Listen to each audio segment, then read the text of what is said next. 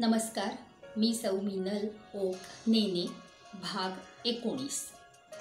स्वामी सत्यानंद सरस्वती यांच्या योग अँड क्रिया या ग्रंथाची आपण ओळख करून घेत आहोत। स्वामी सत्यानंद ध्यानाबद्दल काय म्हणतात ते बघूया।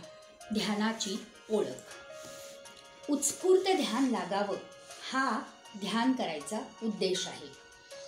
ध्यान कोणीही शिकवू शकत नाही, ध्यानाकडे जायच्या पद्धती शिकवल्या जाऊ शकतात।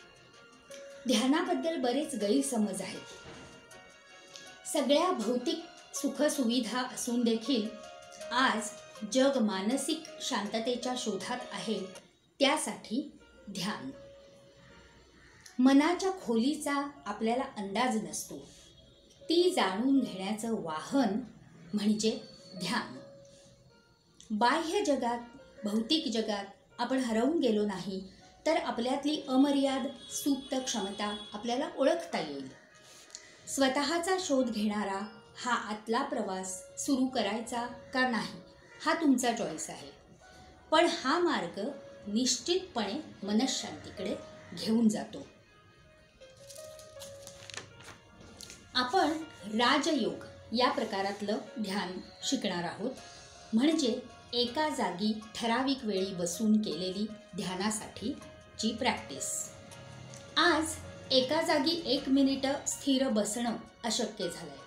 त्यातून मोबाईल जर आसपास नसेल तर मग आपल्याला काही सुचतच नाही। बरेचदा ध्यान करायचं म्हणून आपण प्रयत्नपूर्वक मन एकाग्र करतो, पण त्याचंच आपल्याला टेन्शन येतं आणि मन बंडखोर असतंच, ते जास्तच भटकायला लागतं। त्यामुळे मनाला भटकू द्यावं आणि मग परत आपण ध्यानासाठी निवडलेल्या प्रतिमेकडे त्याला आणावं। ती प्रत्यक्ष मूर्ती असेल, फोटो असेल किंवा मनातली प्रतिमा असेल, ओम, कमळ, संत प्रतिमा, देवाची प्रतिमा, शरीराचा हृदयासारखा अवयव, कुठलीही प्रतिमा तुम्ही तुमच्या आवडीची निवडू शकता। मनातल्या विचारांच्या आवर्तनातून बाहेर पडायला वेळ लागतो, पण सरावाने नक्की जमतं। या ध्यानाच्या प्रॅक्टिसमुळे आपण आपल्या आयुष्यातल्या प्रसंगांना, विशेषतः प्रॉब्लेम्सना जास्त चांगल्या प्रकारे तोंड देऊ शकतो। आपल्याला ना शंकाच फार असतात आणि अनुभव घ्यायची आपली तयारी नसते। इथून पुढे आपण ज्या काही ध्यानाच्या वेगवेगळ्या पद्धती बघणार आहोत त्या म्हणजे ध्यान नव्हे। त्या पद्धती तुम्हाला ध्यानाकडे नक्की घेऊन जातील आणि तुमच्या मानसिक सामर्थ्याची ओळख करून देतील। ध्यानाचा अनुभव शब्दातीत असतो, तो ज्याचा त्यानेच घ्यावा।